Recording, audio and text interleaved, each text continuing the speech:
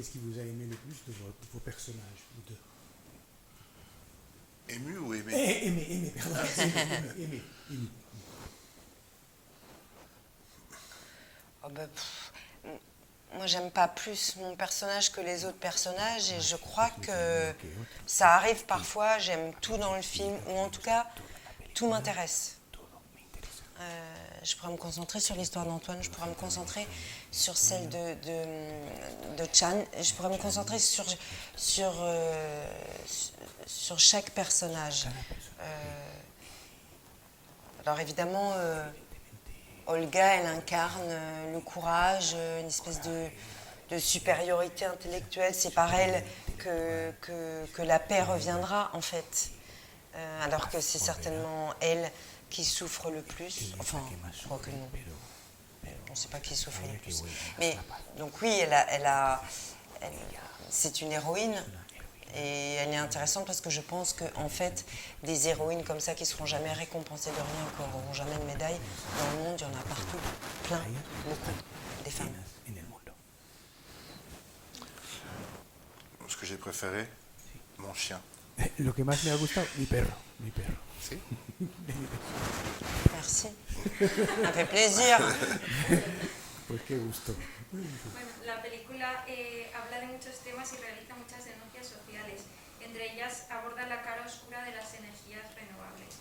Y en esta época de crisis energética en Europa, ¿creéis que es positivo hablar de que estas energías también tienen una cara oscura?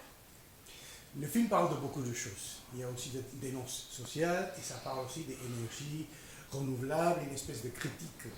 Dans ces moments de crise, de prix, pensez-vous que ça convient de parler, de faire une critique des énergies renouvelables?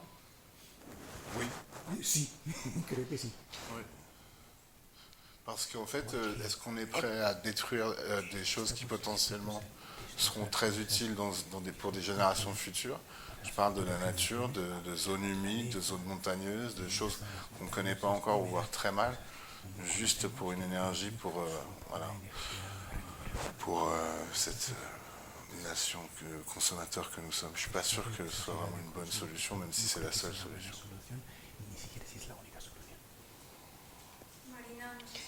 Non, mais je pense qu'on a le droit, ce serait justement le problème de l'époque. Je crois qu'à partir du moment où c'est fait intelligemment, on a le droit de parler de tout et surtout de questionner tout.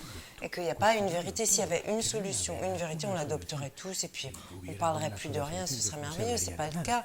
Je veux dire, on peut, oui, et surtout un cinéaste, au moment où il fait un film, je crois qu'il a le droit à peu près de questionner tout. Après, on n'est pas obligé d'aimer tout dans son film. Mais lui, je crois que, non, il a le droit de le questionner comme il veut. Bueno, la película también plasma el discurso xenófobo, en este caso de los hermanos locales hacia la pareja que viene de Francia. Y hoy en día estos discursos están muy impulsados por los partidos políticos, justo en Francia han crecido bastante. ¿Cómo creéis que se pueden reducir estos discursos y si también es necesario abordarlos en el cine para concienciar sobre ello? Donc, le film parle aussi du discours xénophobie, les frères qui reçoivent mal des étrangers, etc., etc. Et ça vient à un moment où il y a une espèce de croissance, d'augmentation de ces discours au niveau politique, etc., etc. Pensez-vous donc que c'est nécessaire de faire ce discours et que peut-on faire pour réduire un peu le niveau et la popularité de ces discours? Aujourd'hui, en France, par exemple, on voit que ça augmente. Peut-être faire une chaîne continue de bonnes nouvelles, vous voyez, de prendre le truc à l'inverse, de se dire tiens on va faire un LCI de gens qui font des choses bien et de bonnes nouvelles, de fraternité, d'amour. Peut-être que ça changerait les choses. Ce serait pas mal. Il y aurait moins d'argent, ce serait pas mal.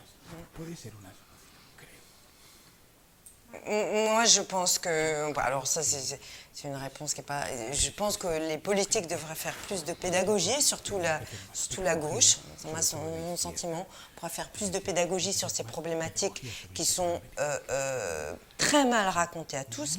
Mais ça, c'est moins intéressant que ce que peut faire le cinéma. Le cinéma, il peut faire de la politique très... Comment dire?